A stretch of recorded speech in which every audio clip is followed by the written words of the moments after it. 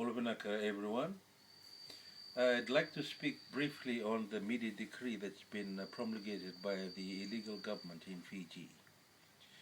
First of all, I'd like to say that the government in Fiji today is trying to justify the media decree by stating that this decree or this law is also present in other countries, including Australia, Singapore, and the US of A. My contention is this: it is a law in those other countries that's being mentioned by the illegal government. However, the big difference between those governments and the illegal government in Fiji is that these governments all have these laws well in order or well in place before any potential investor wants to come into the country. For instance, Murdoch took on a US citizenship so he could move his empire into the US of A.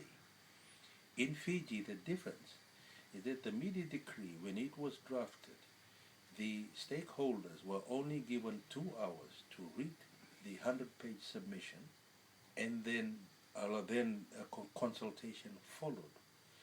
And then from this consultation, the illegal government now has decreed that all media outlets is to diversify or sell off their shares.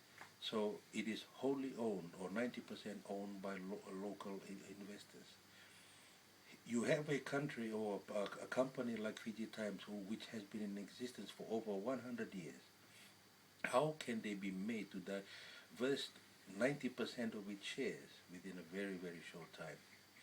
This is unlawful, apart from the illegality of this government.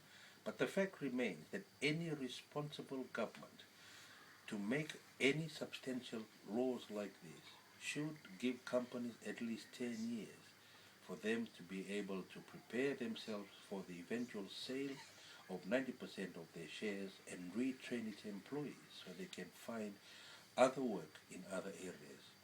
The whole purpose of the media decree, it's quite obvious, is that the illegal government wants to nullify any independent media outlet from Fiji. So they do not publish or they do not send information out from the country which can be published elsewhere. So they wholly control and dominate the media that's coming out of Fiji. There is no more independent media in Fiji, and the demise of the Fiji Times is going to be the last stone that they will achieve total domination of the media. Thank you.